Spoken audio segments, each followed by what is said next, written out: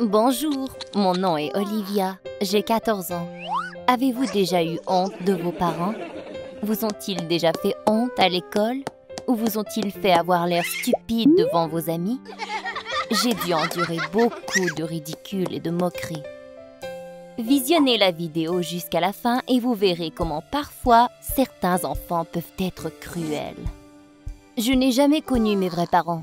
Ils m'ont laissée dans un orphelinat quand j'étais bébé. J'y ai habité pendant 14 ans et je ne peux pas dire que c'était terrible. Ils étaient de bonnes personnes et de bons employés. J'étais assez confortable. Mais je désirais tout de même me faire adopter par une famille. Mais ça ne s'est pas produit pour un long bout de temps. Ce n'était que lorsque j'ai eu 14 ans qu'une enseignante m'a approchée pour me dire qu'un couple marié voulait m'adopter. Ils étaient de bonnes et gentilles personnes. J'étais si heureuse et j'ai tout de suite accepté de les rencontrer. Mais l'enseignante m'a averti que j'aurais peut-être de la difficulté à m'adapter à leurs particularités. Ils étaient des nains. À ce moment, cela ne m'a pas dérangée et j'ai tout de même accepté de les rencontrer. Je me suis imaginée avec mes nouveaux parents et j'étincelais de joie. Quand je les ai aperçus pour la première fois sur Skype, ils étaient si gentils et heureux de me voir. Est-ce que vous avez déjà eu un rêve qui est devenu réalité? Le jour était finalement arrivé. Mes nouveaux parents venaient me chercher. J'étais très excitée, vous pouvez en être sûr. Après tout, cela représentait le début d'une nouvelle vie. Je ne savais pas ce que c'était que de vivre dans une famille, mais tout était sur le point de changer. Je les attendais dans le hall, entourée de tous mes amis. Nous nous sommes dit au revoir et nous sommes promis de rester en contact. Mes parents sont entrés et j'ai aperçu deux individus de très courte taille.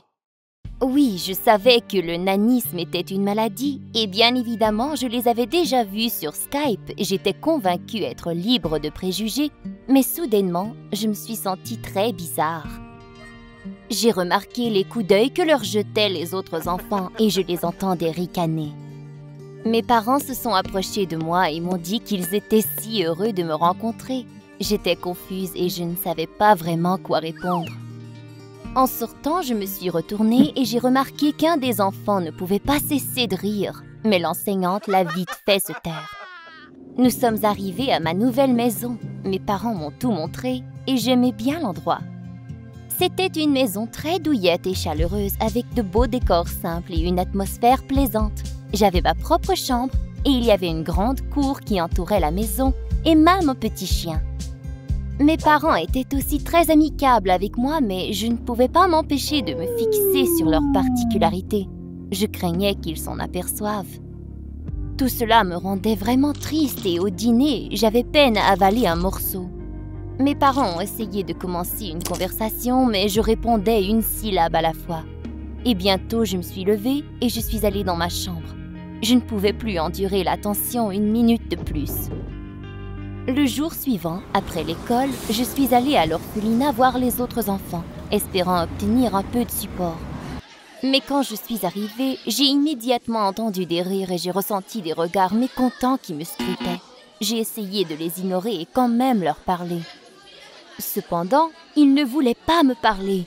Ils ont commencé à insulter mes parents, disant qu'ils avaient honte de m'adresser la parole. J'étais très surprise et fâchée.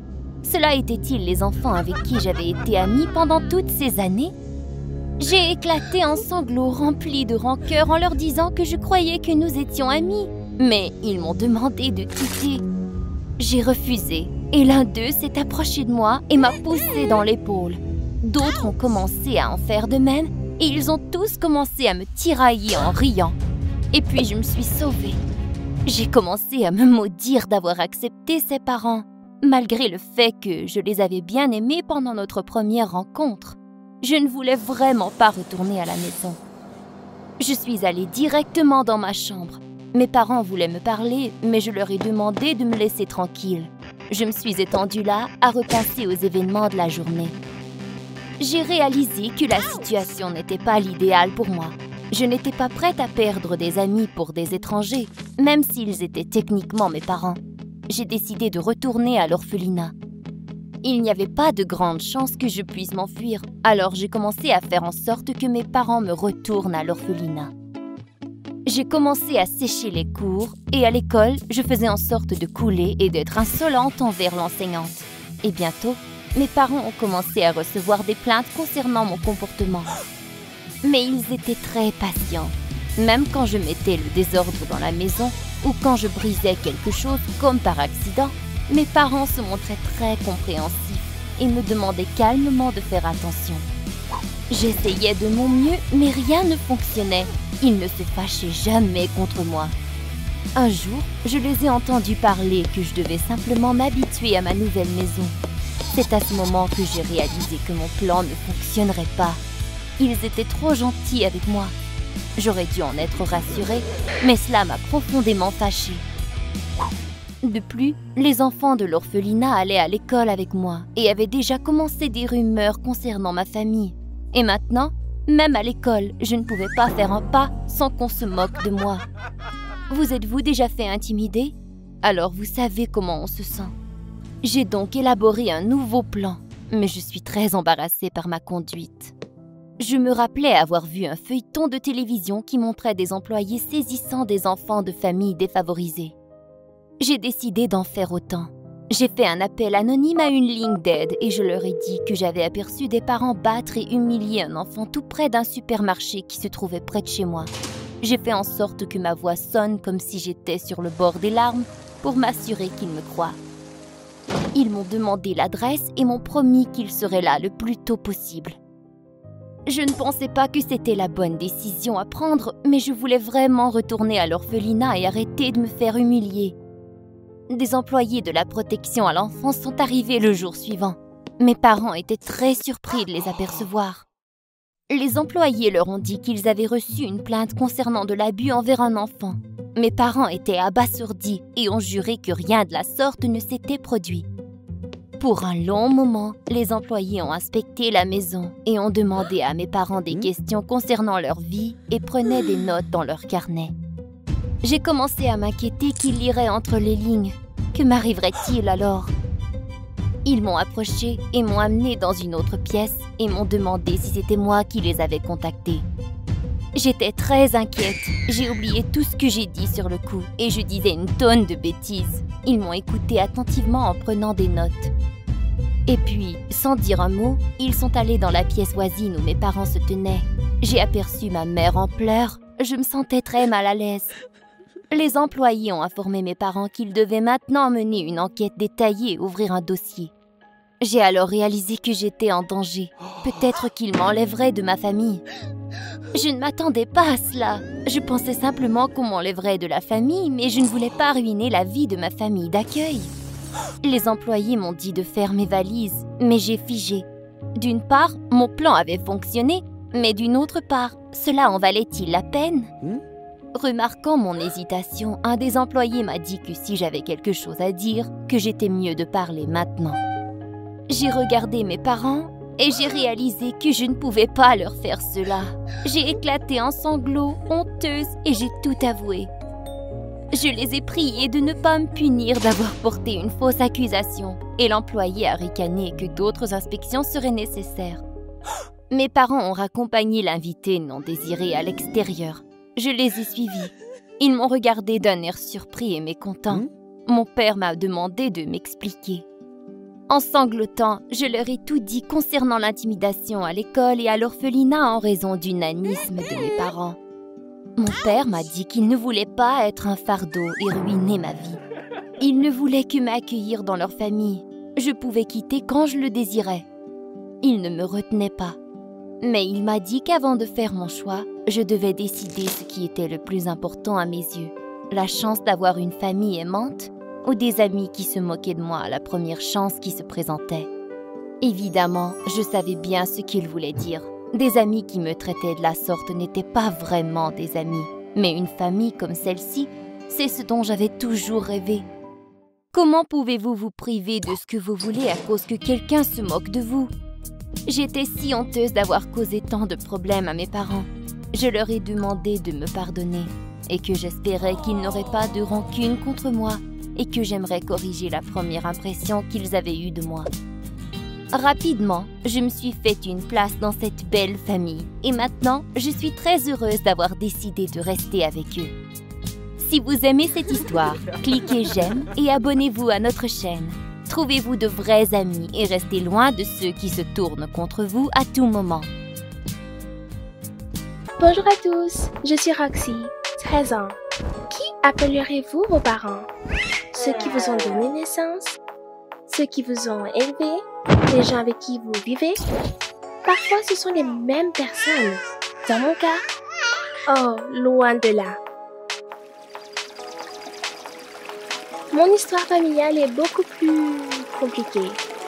Regardez cette vidéo jusqu'au bout et découvrez pourquoi j'ai été adoptée avec mes parents toujours vivants. J'avais 2 papas. À quel point j'en ai entendu parler. Tout le monde se souciait de savoir si j'aimais les garçons et personne ne se souciait du fait que mes pères étaient les meilleurs du monde. J'adorais Al et Bernard et ils ont bien pris soin de moi, ont pris soin de ma croissance et m'ont diverti. Parfois, nous recevions des lettres de Tina. C'est ma mère porteuse. Elle n'est pas venue me voir, mais elle était toujours intéressée par la façon dont j'y vivais. Si j'étais bien nourrie, eh bien, je peux dire que c'était bien. Très bien. Notre ville est petite et il n'y a pas beaucoup de gens comme mes pères. Et ils ne les aiment pas. Al travaille de chez lui. C'était plus facile pour lui. Bernard a dû se rendre au bureau. Mais il était le meilleur employé et ne l'ont pas congédié. C'est juste que la ville dans laquelle nous vivons est très conservatrice.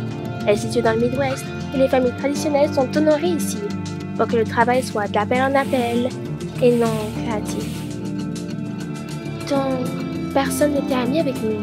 Mais ça aurait pu être pire. Éviteriez-vous votre famille si cela vous posait des problèmes avec vos compagnons? J'y ai beaucoup réfléchi quand j'étais plus jeune. Si on me disait de protéger mes pères ou d'avoir une vie plus normale, que choisirais-je? Maintenant, je peux répondre à cette question avec confiance. Un jour, non, je ne peux pas en parler calmement. J'étais assise et je faisais mes devoirs. Puis quelqu'un commençait à frapper à la porte. Si doucement, doucement. Je suis sortie et il y avait des gens et la police. J'ai immédiatement dit que mes parents n'étaient pas à la maison. Et ils ont dit, bébé, nous savons. Et on dit que je devrais aller au poste. Quel était le problème? Je n'allais nulle part sans eux. Et puis, j'ai entendu les mots les plus terribles de ma vie. Vos parents ont eu un accident. Je n'ai pas beaucoup réfléchi après ça. Appeler ma famille? Mais je n'avais pas d'autres parents. Les parents de Al et Bernard les ont reniés lorsqu'ils ont commencé à vivre ensemble. Je ne connaissais même pas leur numéro de téléphone. Vivaient-ils dans la même ville? Je me suis assise et j'ai pleuré dans un coin, pensant que maintenant personne ne vérifierait mes leçons. Puis je me suis pincée douloureusement de ne pas avoir pleuré comme je le devais. J'ai alors commencé à pleurer à haute voix quand on m'a dit que quelqu'un était venu pour prendre soin de moi dans cette situation. Je me suis accrochée à la chaise et il ne pouvait pas m'en sortir. J'ai hurlé et crié que je n'allais nulle part, que je n'allais chez aucun parent, que Al et Bernard étaient toujours en vie. On m'a dit que je ne pouvais pas vivre seule de toute façon. J'ai rencontré un homme sympathique qui s'est avéré être un cousin de Bernard et était engagé dans l'agriculture, donc il a vécu à la campagne. Mais il était bavard et m'a persuadée. Lui, son nom était Will, a dit qu'il serait bon pour moi de récupérer maintenant, loin des endroits où Al et Bernard ont été blessés. Eh bien, il avait probablement raison. Du moins, je le croyais. Il vivait dans une région éloignée qui était à peu près 3 heures de route. Il avait sa propre ferme, une maison et 8 enfants. Sérieusement, je n'avais pas vu autant d'enfants dans les dessins animés pour enfants que ce gars-là. Sa femme était calme et sans expression. Et elle ne m'a même pas embrassée quand je suis arrivée. Peut-être parce que si elle m'embrassait, elle arrêterait d'installer le cuisinard. J'étais bien nourrie, mais j'étais confuse que leur maison soit si calme et étrange, ou quoi? J'ai demandé si je pouvais regarder la télévision, mais Will m'a dit sévèrement qu'il n'avait pas de télévision. J'ai failli laisser tomber ma fourchette. Qu'est-ce qu'il faisait d'autre ici? Puis-je lire quelque chose? Bonne idée, mais il faut se lever tôt demain. Oui, c'est vrai. Si je voulais aller à l'école, je devrais me lever 2 heures plus tôt. Trop cool. J'étais couchée avec les autres filles, et elles allaient déjà se coucher, même s'il n'était que 8 heures du soir. Elles ne m'ont pas parlé, et j'étais très timide. Peut-être que je n'étais pas du tout nécessaire ici. Je n'arrivais pas à dormir, alors je suis allée dans la cuisine pour boire de l'eau. Mais Will était dans la cuisine, parlant à un policier. Ils ne m'ont pas remarqué. Je me suis cachée dans un coin, et ce que j'ai entendu à propos de mes parents. Que feriez-vous si quelqu'un parlait mal de vos parents devant vous? Voulez-vous commencer à vous battre? Souhaitez-vous discuter avec cette personne?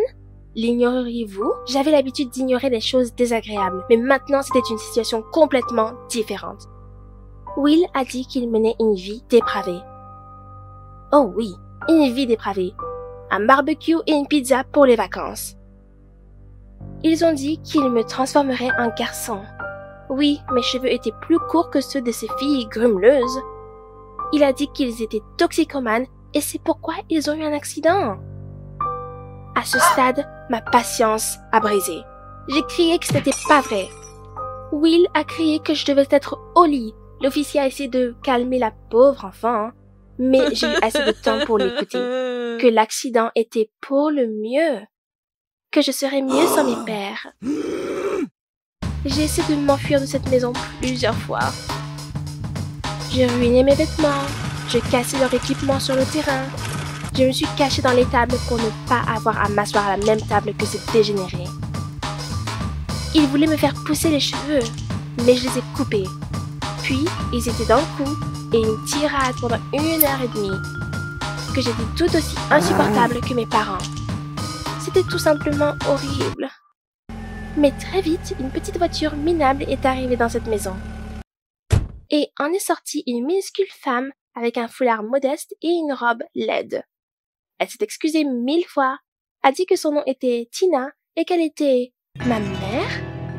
Attends, quoi? Cette petite chose dans le foulard? Will était intéressé par ce qu'elle lui dirait, et Tina lui a dit qu'elle avait une situation de vie difficile et qu'elle devait donner naissance à un bébé pour ces personnes. Et elle aimerait tellement avoir le sien. Alors cette nana m'a écrit des lettres. Vraiment? Will était heureux de la voir et a dit qu'il était content de sa bonne conscience et qu'il espérait un avenir heureux et sain pour sa nièce. Ha ha, dans tes rêves. Je n'allais nulle part avec elle. Je me suis accrochée à ma chaise et j'ai commencé à créer des choses à propos de cette femme, de Will et de tout le monde, mais Will m'a giflé au visage et m'a traîné jusqu'à la voiture de cette sainte. Et ma mère l'a seulement remerciée de m'avoir sauvée. J'ai donné ma parole de fuir dès que nous nous arrêterions quelque part.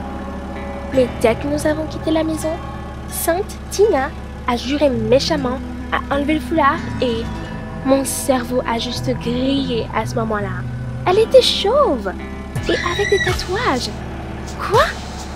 Salut ma fille, me dit Tina. J'étais sans voix et elle a continué à parler.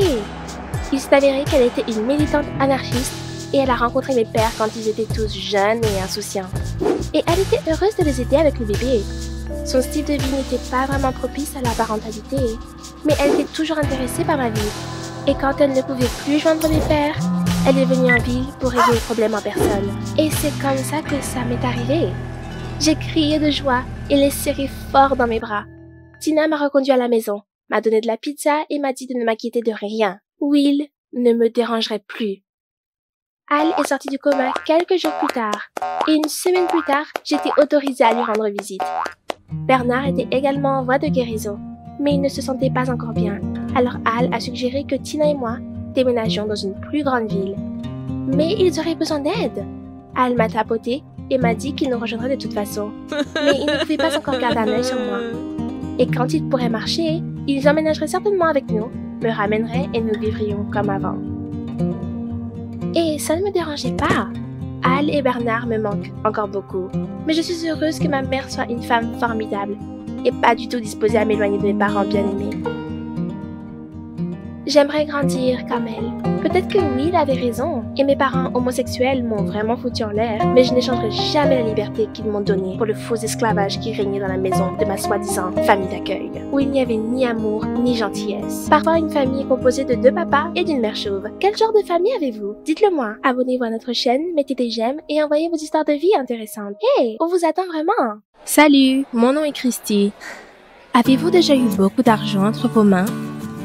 Peut-être avez-vous reçu un héritage important ou un cadeau de parents riches? Cela m'est arrivé. Je suis devenue riche à 15 ans.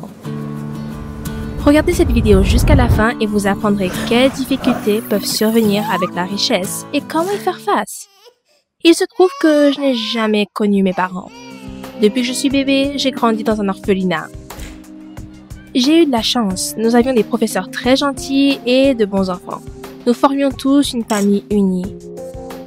Quand quelqu'un était pris en charge, ce qui était très rare, nous nous ennuyions tous et, si possible, continuions à communiquer. J'ai vécu dans cet endroit pendant 15 ans et je n'ai même pas pensé à la possibilité que quelqu'un m'adopte. Mais un jour, un riche couple marié est venu nous voir. Il ne pouvait pas avoir d'enfant et voulait sortir un enfant de l'orphelinat. De plus, il voulait emmener un enfant plus âgé pour éviter les soucis associés aux jeunes enfants. Donc, leur choix est tombé sur moi. Je les ai rencontrés et il m'a semblé que c'était des bonnes personnes. Et en plus, ils étaient aussi très riches. Ce qui signifiait que je vivrais confortablement. Quelques semaines plus tard, j'ai emménagé dans leur maison. C'était un immense cottage de 3 étages au centre de notre ville. J'ai ma propre pièce, un ordinateur, une console de jeu et une cuisine délicieuse. J'ai également reçu de grosses sommes d'argent de poche. J'étais tellement ravie. Avez-vous déjà été dans une situation où vous avez soudainement eu tout ce que vous vouliez? Cependant, avec le temps, j'ai commencé à réaliser que les choses n'étaient pas aussi faciles que je le pensais. À un moment donné, ils ont commencé à me parler d'une manière irritée et froide. Si je faisais quelque chose de mal, ils commençaient à m'insulter en m'accusant d'être insouciante. Au début, je pensais que ça passerait avec le temps, mais le nombre de réclamations n'a fait qu'augmenter. J'étais fatiguée de le supporter, alors j'ai décidé de demander de quoi il s'agissait. Au dîner, ce soir-là, je leur ai dit que j'avais remarqué combien de fois ils étaient en colère contre moi, et je voulais savoir ce qui n'allait pas. Ils ont commencé à dire que tout allait bien, mais je n'étais pas satisfaite de cette réponse. Je leur ai dit que ce serait mieux pour tout le monde si nous en discutions. Mais ils n'étaient que plus en colère contre mes paroles. Après une autre question, mon père s'est enflammé et s'est lancé dans une tirade sur ma mauvaise conduite. Ma mère a soutenu chacun de ses mots. Après une autre dispute, ils ont emporté mon argent de poche et m'ont envoyé dans ma chambre. J'ai fait semblant d'obéir. Puis je me suis glissée hors de la maison pour rencontrer mon ami de l'orphelinat nommé Robin. Nous avons convenu que nous nous rencontrions dans le parc de la ville. Quand nous nous sommes rencontrés, il a dit qu'il avait de mauvaises nouvelles. L'orphelinat était à court d'argent. Le financement de la ville n'était pas suffisant et si cela continuait, l'orphelinat serait fermé. J'ai demandé ce qui arriverait aux enfants. Robin a répondu qu'ils seraient distribués à d'autres orphelinats dans les villes les plus proches. C'était terrible. Tous les enfants étaient tellement attachés les uns aux autres que ça les blesserait beaucoup s'ils étaient séparés. De plus, on ne savait pas si les mères au foyer des autres orphelinats étaient aussi gentilles que les nôtres. J'ai promis à Robin que j'essayerais d'aider l'orphelinat de toutes les manières possibles. Le lendemain, je suis allée chez mon père adoptif et lui ai parlé de la situation de l'orphelinat. J'espérais que lui, étant assez riche, aiderait l'orphelinat où j'ai grandi. Mon père m'a complètement mal comprise. Il a commencé à m'accuser de lui avoir soutiré de l'argent et que je ne comprenais pas à quel point c'était difficile pour lui d'en obtenir. En conséquence, il m'a interdit de voir les enfants de l'orphelinat, disant que cela m'empêcherait de devenir un membre à part entière de la société. J'étais bouleversée, mais je n'ai pas abandonné. J'ai commencé à réfléchir à la manière dont je pourrais aider l'orphelinat. J'ai décidé d'aller travailler, mais il y avait un problème. Toutes les annonces que j'ai regardées recherchaient des personnes d'au moins 16 ans. Enfin, je suis tombée sur une annonce pour un distributeur de brochures qui ne précisait pas l'âge minimum. Je les ai appelés et ils m'ont embauché tout de suite. J'ai commencé à travailler tous les jours après l'école. Ils ne payaient pas beaucoup, mais je devais faire quelque chose. Seriez-vous prêt à travailler 6 heures après chaque journée d'école? Un jour, j'ai vu 2 hommes. Je les ai reconnus comme des amis de mes parents adoptifs. Ils m'ont juste fait signe et sont passés devant moi, et je m'en fichais. Cependant, quelques jours plus tard, ma mère n'était pas à la maison et mon père adoptif m'a appelé. Il était tendu et sévère. Ses amis lui ont dit que je distribuais des dépliants et qu'il n'aimait pas beaucoup ça. Il a dit que je n'aurais pas perdre de temps avec de telles absurdités et étudier plutôt l'économie et la théorie des affaires afin qu'à l'avenir, je puisse reprendre son entreprise. Il ne m'a même pas demandé ce que je voulais faire. Il avait déjà tout décidé pour moi. Je me suis fâchée contre lui et lui ai dit ce que je pensais. Je lui ai dit qu'il n'était rien pour moi et qu'il n'avait pas le droit de me dire quoi faire. Cela l'a rendu fou. Il s'est mis à me crier dessus, à m'accuser d'être ingrate et à dire que je devrais écouter parce que j'étais sa fille. Je n'allais pas me laisser faire, alors je lui ai répondu. Je l'ai traité de fou avide et violent qui ne serait jamais mon père. À ce moment-là, j'ai reçu une gifle. Mon père, qui m'avait giflé, resta haletant, le visage rouge de colère. J'avais tellement mal, pas physiquement, mais mentalement, que j'ai commencé à pleurer. Il a également exigé que je n'en parle à personne, menaçant de ruiner ma vie si je le faisais. Il a dit qu'avec ses relations, il pouvait facilement me mettre en prison ou me priver de l'opportunité d'obtenir un emploi normal. Il est parti et je suis retournée dans ma chambre en pleurant et tremblante de peur. J'ai réalisé que je ne pouvais plus rester ici. J'ai emballé mes affaires la nuit. Mais avant de partir, j'avais une idée. Je pensais que mon père adoptif était vraiment un scélérat et ce serait bien si je lui prenais de l'argent pour l'emmener à l'orphelinat. Je me suis glissée dans la chambre de mes parents et très tranquillement, pour ne réveiller personne, j'ai trouvé son portefeuille dans son sac. Ensuite, j'ai atteint l'orphelinat. Je suis allée chez la mère au foyer et je lui ai raconté tout ce qui s'était passé. Elle était choquée et très inquiète pour moi. Elle m'a permis de rester à l'orphelinat malgré le fait qu'elle pouvait avoir des problèmes. Je l'ai remerciée et lui ai donné l'argent que j'avais pris à mon père. J'ai menti sur le fait de le gagner. Je me suis couchée et le matin, je me suis réveillée avec des cris devant la porte. J'ai regardé dehors et j'ai vu mon père et plusieurs policiers. La mère au foyer se tenait devant eux. Mon père m'a remarqué et m'a sorti de la pièce. Il a dit que j'irais avec lui, mais j'ai résisté. Je me suis libérée et je me suis éloignée de lui pour me réfugier dans les bras de la mère au foyer.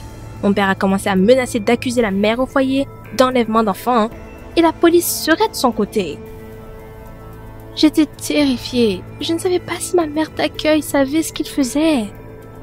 Mais je ne voulais pas que la mère au foyer ait des problèmes, alors j'ai accepté de partir avec mon père. Cependant, j'avais un plan. Mon père est resté silencieux tout le long du chemin à la maison, mais je savais que j'allais avoir beaucoup de problèmes à la maison. Il a probablement remarqué que l'argent manquait, et je ne pensais pas qu'il allait me laisser m'en tirer. Je n'avais qu'une seule chose à faire. Quand nous sommes rentrés à la maison, j'ai sauté de la voiture et j'ai couru rapidement vers ma chambre. J'ai entendu mon père me suivre. J'ai rapidement sorti mon téléphone, allumé l'appareil photo et l'ai mis dans un endroit discret. Puis, mon père est entré dans la pièce. Sans dire un mot, il m'a frappé au visage, puis s'est mis à crier. Je n'avais jamais été aussi humiliée. Il m'a traité de voleuse et de bâtarde. Puis il m'a frappé plusieurs fois et est parti. J'étais blessée, mais j'étais contente. Il y avait des preuves sur mon téléphone qu'il me frappait. Je me fichais de ces menaces. Je n'allais pas rester sans rien faire. Je suis allée voir la police et leur ai montré l'enregistrement. Aucun lien n'a aidé mon père à éviter d'être puni pour la maltraitance des enfants. Lui et ma mère ont été privés de ma garde et contraints de me payer une compensation monétaire. Au procès, je me suis sentie désolée pour ma mère. Elle ne semblait pas savoir que mon père me frappait. Elle était triste que tout se soit déroulé de cette façon. Avant cette situation, je pensais que si j'avais beaucoup d'argent, je serais plus heureuse. Mais maintenant, j'ai réalisé que même avec beaucoup d'argent, vous pouvez être malheureux et en colère. J'étais heureuse de retourner à l'orphelinat.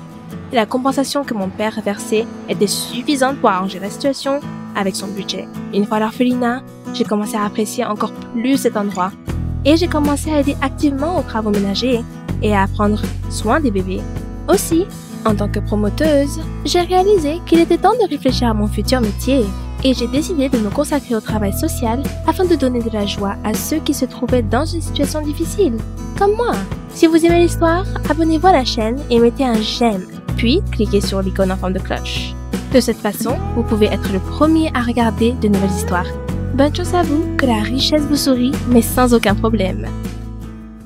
Nous nous sommes faufilés dans ma chambre par la sortie de secours pour ne pas nous faire voir. Chuck était sur le point de m'embrasser quand soudain... Ah non! Des pas! C'est eux! J'ai dit à Chuck de se cacher, mais il a hésité. Mes parents vont te tuer s'ils te trouvent ici avec moi. J'ai chuchoté brusquement en poussant Chuck dans le garde-robe. Et une seconde plus tard, les parents sont entrés. Est-ce qu'ils nous avaient entendus? J'avais peur. Mes parents se tenaient là devant la porte en ne disant rien du tout. Et puis, mon père s'est assis près de moi, a enlevé ses lunettes et a finalement dit « Nous avons décidé d'adopter un enfant. » Mais qu'est-ce que... Est-ce qu'ils sont devenus fous? J'étais totalement contre dorloter un bébé. Mais je n'ai rien dit devant eux. Je devais absolument les faire sortir d'ici, parce que Chuck était encore dans mon garde-robe. Eh bien, si vous avez déjà pris votre décision, je suis partante, que je leur ai dit, en essayant de camoufler les bruits venant du garde-robe. Maintenant, est-ce que je peux me changer? Mes parents étaient surpris de mon insistance, et mon père s'est dirigé tout droit vers le garde-robe, soupçonneux. Il regarda dans sa direction, puis quitta ma chambre. « Ah, nous nous sommes presque fait attraper !» j'ai dit, et j'ai laissé sortir Chuck. « Nous devrions célébrer ça !» a dit Chuck en faisant un clin d'œil et en sortant une bouteille de sa poche. Waouh! À ce moment, mon père est revenu dans ma chambre. Il avait oublié ses lunettes. C'était tout un scandale. « Sors d'ici, petit insolent !» a crié mon père en le traînant hors de ma chambre par le collet de son chandail. Je les suivais en courant dans le couloir, suppliant mon père de ne pas faire mal à mon petit ami. Mais mon père ne m'écoutait pas. « Tu ne sors plus, tu as compris ?» Puis, Chuck s'est libéré de l'emprise de mon père, a fracassé une fenêtre, puis est parti à courir dans la rue. Quel garçon fou il est! C'est pour ça que je suis amoureuse de lui. Ma mère essayait de calmer mon père et m'a dit que je n'avais pas pensé à son cœur fragile. Ils m'ont forcé à retourner dans ma chambre et mon père m'a embarré là. En pleurs, j'ai appelé Chuck. Il était déjà avec des amis à une fête. Je me suis excusée pour le comportement de mon père et je me suis plaint d'être déjà privée de sortie. Et bientôt, il y aura un autre enfant ici et ma vie deviendra un fiasco total. Je veux être libre. Je veux être avec toi. J'ai demandé à Chuck de m'aider à m'échapper d'ici. Mais il m'a dit que ce n'était pas une bonne idée. Mes parents chercheraient la ville de fond en comble pour me trouver. C'est moche de ne pas avoir de famille, Chuck a dit. J'aimerais être adoptée. Qu'est-ce que tu veux dire? Cela m'a prise par surprise. Et puis, Chuck a dit qu'il était à l'orphelinat. Oh merde, je ne savais pas ça. Il est chanceux que personne n'essaie de le contrôler. Attends, et si mes parents adoptaient Chuck? À ce moment, il serait autorisé de rentrer dans ma chambre et de passer du temps avec moi. Chuck avait peur que mon père le reconnaîtrait et le punirait. Nous avons décidé de changer ses cheveux, d'enlever sa teinture et de bien l'habiller. Mes parents l'adoraient. Le jour de la visite à l'orphelinat est arrivé. J'ai demandé à mes parents de les accompagner pour savoir quel garçon ils choisiraient. Tout allait à merveille. J'ai rencontré Chuck à l'orphelinat. Et nous nous sommes débarrassés du petit garçon. Chuck a promis qu'il l'amènerait voir une course de motocyclette si mes parents ne le voyaient pas. Chuck était méconnaissable. Il a joué tout un rôle devant mes parents. Il leur a dit qu'il aimait réparer des voitures et qu'il adore les pâtisseries fait maison. Il sait même faire des biscuits lui-même. Ma mère l'adorait, mais mon père avait ses doutes. En plus, il était inquiet pour le petit garçon de 10 ans qu'ils avaient vu avant. Après tout, il pensait à lui depuis si longtemps.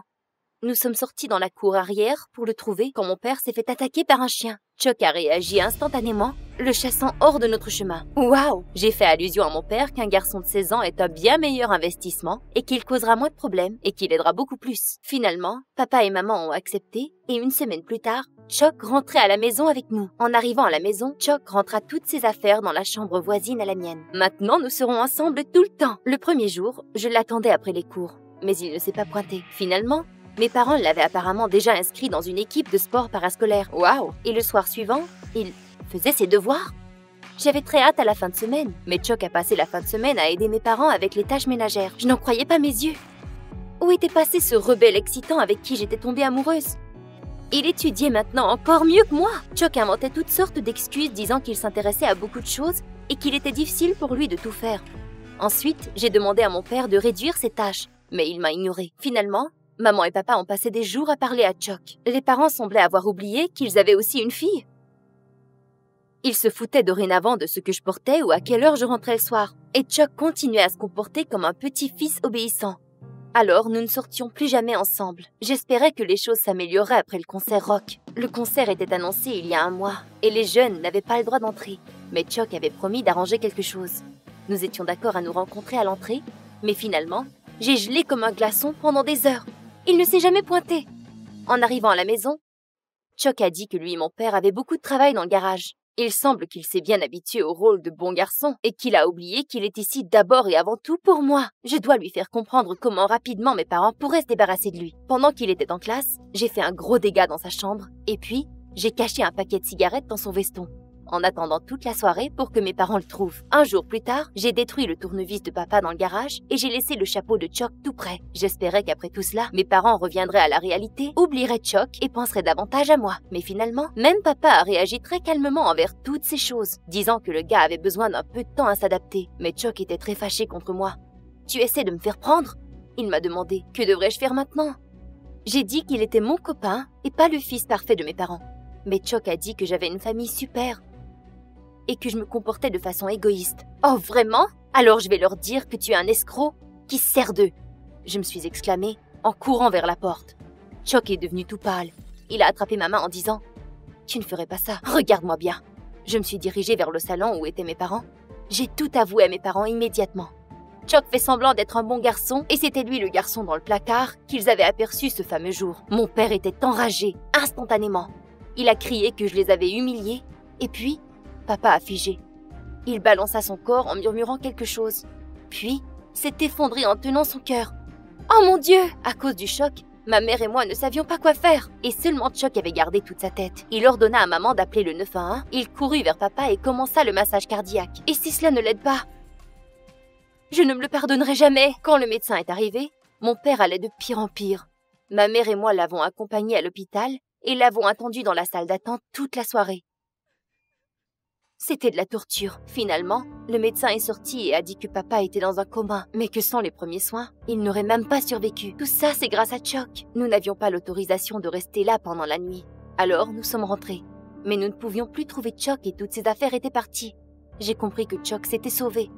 Tout s'est effondré à cet instant. Je me sentais si mal. Je suis la raison pour laquelle papa est à l'hôpital. Pourquoi est-ce que j'ai dévoilé la vérité à propos de Chuck? Mes parents étaient si attachés à lui. Ils étaient heureux quand ils vivaient ici. Mais maintenant, nous devons trouver Chuck. Et je dois m'excuser. Maman a suggéré que nous ayons à l'orphelinat ensemble. Et s'il était retourné là-bas? Le jour suivant, elle a fait une belle tarte pour Chuck et nous sommes allés à l'orphelinat. Mais le concierge a dit que Chuck n'était jamais revenu. Nous étions très contrariés.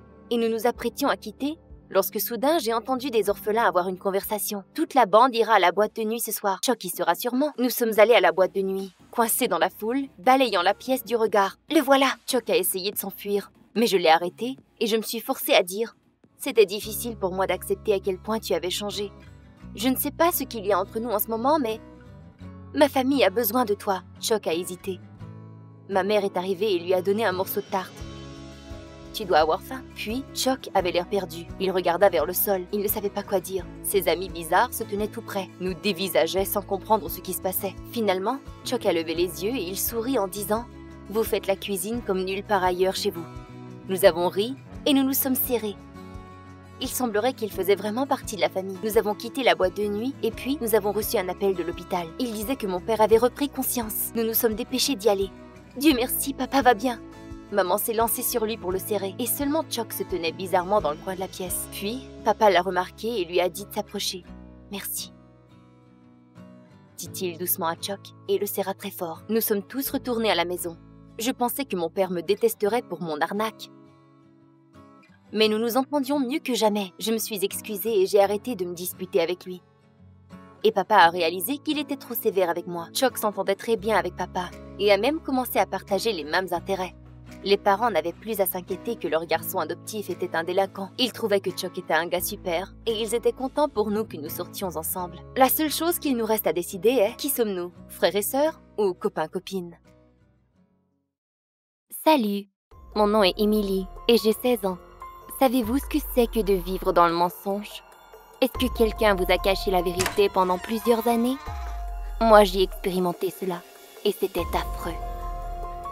Visionnez la vidéo jusqu'à la fin pour apprendre comment gérer les terribles conséquences de quelque chose qui vous a été caché pendant des années. Plusieurs pensaient que j'étais très privilégiée. J'avais une mère aidante et mon père était très reconnu dans notre ville. J'étais choyée, mes parents me donnaient tout ce que je voulais et on répondait à tous mes caprices en 2 temps 3 mouvements. Mais en grandissant, j'ai commencé à me sentir comme si mes parents tentaient de m'atténuer. Ils évitaient de me regarder dans les yeux, me souriaient timidement, chuchotaient et arrêtaient de parler lorsque j'approchais. C'était étrange, vous ne trouvez pas? Lorsque je suis rentrée au lycée, Dr Hoffman venait me voir 1 fois par mois et nous avions des conversations sincères. Il m'a prescrit des médicaments pour garder la santé. Ma mère me disait qu'il s'agissait de vitamines, mais j'en doutais. Avez-vous déjà eu le pressentiment que vos parents vous mentaient? Ce n'était pas plaisant du tout. Aussitôt que j'ai exprimé mes doutes, tout le monde a ignoré le sujet. Maman et papa s'embarraient dans la salle de bain en compagnie du médecin pour des heures. Quel déshonneur, vous ne trouvez pas? J'ai décidé de prendre les choses en main. Un soir, lorsque le docteur et moi avions fini notre discussion, j'ai décidé de mettre un terme aux cachotteries. Je me suis émise dans leur chambre et j'ai rampé sous leur lit. J'ai écouté leur conversation et j'avais le souffle coupé. J'étais traumatisée. Ils disaient que j'étais folle, que ma condition les dérangeait, que je devrais être hospitalisée. Oui, on parlait d'un hôpital psychiatrique, là où mes propres parents pensaient que je devais être. Le médecin ne me parlait pas et ne me donnait pas une ordonnance pour ma santé physique, mais bien ma santé mentale. Quelque chose me tracassait encore. Maman et papa se disputaient toujours en essayant de blâmer la faute l'un sur l'autre. Et ils pensaient ne rien avoir là-dedans. J'étais très soupçonneuse. Mais comment pourrais-je découvrir la vérité? Je devais jouer les détectives. Je ne pouvais pas simplement leur poser la question. Ils ne faisaient que mentir, alors pourquoi me diraient-ils la vérité? Mais j'avais une mamie préférée qui habitait à une résidence pour personnes âgées. Je pouvais bien lui rendre visite. Pendant le thé, j'ai mentionné mine de rien que ma mère avait dit avoir visité l'hôpital psychiatrique. Ma grand-mère fronça les sourcils et dit que je devais sûrement vouloir parler de mon autre mère, mais elle s'est reprise tout de suite. Je lui ai demandé de nouveau, mais elle a dit que j'avais mal entendu. D'apparence, j'avais l'air calme, mais à l'intérieur, j'étais sous le choc. Et le secret que je venais de découvrir était tout sauf évident. J'étais dans une famille d'accueil et ma mère était quelque part dans une clinique. Cela me rendait hors de moi d'y penser. Si mes parents adoptifs n'étaient que des menteurs, je devrais alors la trouver moi-même. Il y avait plusieurs hôpitaux dans notre ville et j'essayais de décider lequel je devrais visiter. Et j'ai aussi cessé de prendre mes vitamines secrètement derrière le dos de mes parents. J'ai téléphoné les hôpitaux tricotant une histoire concernant un membre de ma famille éloignée qui aurait donné naissance à une fille la même année que je suis née. Même s'il voulait bien m'aider, il ne le pouvait pas. J'ai décidé de rentrer par effraction et fouiller dans les papiers de mon père. J'ai trouvé un document d'adoption signé par le médecin en chef de l'hôpital psychiatrique. C'était évident pourquoi je n'avais rien trouvé avant. L'établissement se trouvait dans une ville tout près de la mienne et je n'avais pas le choix de fuir de la maison pour m'y rendre et obtenir des réponses à mes questions. À l'hôpital, j'ai raconté l'histoire du membre de ma famille éloignée à nouveau, mais on ne m'écoutait pas. Donc, je suis restée dans les parages et je me suis faufilée avec un couple. J'ai erré les couloirs pendant un long moment. Et puis, je suis tombée sur un bureau qui n'était pas verrouillé. Apparemment, c'est bien là qu'on gardait les dossiers des patients. Pendant que j'essayais de décider par quel dossier commencer, l'infirmière est arrivée et a sonné l'alarme. J'ai essayé de m'enfuir, mais je suis arrivée face à face avec un garde de sécurité. Il a commencé à me menacer et d'appeler la police, alors je lui ai lancé mon nom de famille et mes problèmes familiaux, et je me suis effondrée en larmes en disant que je ne voulais que voir ma mère. Le garde de sécurité et l'infirmière étaient confus et ont décidé de m'envoyer voir le médecin en chef. Comment vous sentiriez-vous si on s'apprêtait à vous révéler le secret de votre vie? Je pensais que mon cœur sortirait de ma poitrine et j'avais peine à respirer. La médecin en chef était une vieille femme âgée. Elle m'a offert une tasse de café dans son bureau. Cette fois-ci, je n'ai pas compté de mensonges et je l'ai informée immédiatement à propos de ma famille d'accueil et que j'étais à la recherche de ma famille biologique. et je l'ai prié de ne pas appeler la police et que je ne voulais que la vérité et ensuite je quitterais. La médecin m'a dit qu'elle ne pouvait divulguer aucune information concernant mes parents sans la permission de mes tuteurs. Elle a plutôt décidé d'écouter l'histoire d'une fille qui n'avait rien à voir avec moi. Le père de cette fille était un violeur, un homme cruel et terrible. Il avait abusé sa mère et l'avait abandonnée. Elle le détestait au point qu'elle ne pouvait plus tolérer sa propre fille. Elle avait souffert terriblement pendant 1 an et avait alors décidé de mettre sa fille en adoption. Découvrir que ma naissance était le résultat d'abus horribles contre ma mère, c'était affreux. J'avalais de travers. Je ne sais pas comment je me suis abstenue de pleurer. Je voulais la voir, mais on m'a dit qu'elle était décédée il y a de ça 1 an. Le traumatisme avait détruit sa vie et l'avait suivie jusqu'à la mort. Donc j'avais hérité de sa peur. La médecin secoua de la tête. Ma mère souffrait d'un trouble causé par son traumatisme. Mais moi, j'étais souffrante à cause de mon père. J'ignore si la vérité m'a détruite, mais j'ai changé. Je me suis refermée de mes parents. C'était si difficile de leur parler, de m'asseoir à la table et même de les croiser du regard. Ils en ont pris conscience, évidemment. Ils avaient réalisé que quelque chose me tourmentait. Et ils avaient bien raison. J'étais figée par la peur, croyant que je deviendrais maniaque, tout comme mon père biologique. J'avais si peur qu'un jour, je n'en pouvais plus et j'ai empoigné un rasoir. Heureusement, mes parents m'ont attrapée avant que je ne me coupe. J'étais en pleurs, ma mère aussi, et mon père criait. Il avait perdu la boule. Il me disait que j'étais une ingrate, combien de choses ils avaient fait pour moi, et j'ai commencé à crier aussi. Je ne me souviens plus ce que j'ai dit, mais la phrase « Vous n'êtes pas mes parents » fut répétée à plusieurs reprises. Mon Dieu, comme c'est gênant. Savez-vous comment l'histoire s'est terminée? Ils ont décidé de m'envoyer à l'hôpital psychiatrique. Un hôpital pour enfants, mais c'était tout de même un hôpital psychiatrique pour m'empêcher de me blesser ou de blesser les autres. Ils ont décidé de se débarrasser de moi. J'avais peine à respirer. C'était comme si j'allais m'évanouir ou même mourir. Je me suis imaginée y mourir, comme ma mère biologique était décédée à l'hôpital. Et je voulais me sauver de l'asile. J'y suis presque arrivée. Le premier soir, j'ai ouvert la fenêtre, mais j'ai eu peur de sauter. Je ne pouvais pas sauter. Oui, je me détestais et je détestais le monde entier. Mais où pouvais-je m'enfuir? Pendant que je me décidais, j'entendis des pas derrière moi. Trop tard, on m'avait attrapée. Heureusement, ce n'était pas un docteur, mais un autre patient. Il avait mon âge. Il me demanda pourquoi je voulais m'enfuir et je lui ai tout raconté. Il m'a dit que mes parents ne s'étaient pas débarrassés de moi, mais qu'ils essayaient de m'aider. Toute la rage que j'avais amassée à l'intérieur était à cause que j'avais cessé mes médicaments il y avait de ça quelques semaines. Mais qu'en étais-je de mon héritage génétique? Le garçon m'a dit que même si mon père était souffrant, qu'il avait commis ces crimes car il avait souffert dans son enfance. Il s'est vengé sur les autres pour des difficultés qu'il avait vécues. Et je me suis alors souvenue de combien mon père et ma mère avaient fait pour moi. Comment mon enfance était joyeuse. Je n'avais pas de quoi me venger. Il n'y avait alors pas de danger. J'ai arrêté de penser à moi-même et j'ai commencé à penser à mes parents. Comment ils se sentaient. Et je ne voulais vraiment pas me sauver.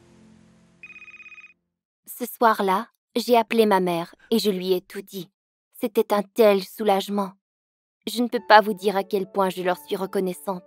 Mes parents, la médecin en chef et le garçon. Une fois la poussière retombée, j'ai commencé à m'ennuyer désespérément de maman et papa. Il n'y avait plus de secret entre nous et j'avais hâte de les revoir. En tant que patiente exemplaire, je prenais mes médicaments, prenais des marches, allais à ma thérapie. J'ai même raconté mon histoire à mes colocs, mais la mienne n'était même pas la plus étrange. À mon retour, ma mère et moi avons eu une longue conversation privée concernant ma condition. Le pire était derrière moi, mais je devrais tout de même garder un œil sur ma santé. Lorsque j'étais allongée sous le lit, je pensais vraiment que mes parents faisaient un complot contre moi. La vérité, cependant, était bien plus simple. Pour d'autres histoires, tout aussi intéressantes et pratiques, je l'espère, Abonnez-vous à notre chaîne et cliquez sur la cloche pour être les premiers à visionner nos nouvelles histoires. Je vous souhaite de ne pas avoir de secrets malhonnêtes dans votre vie.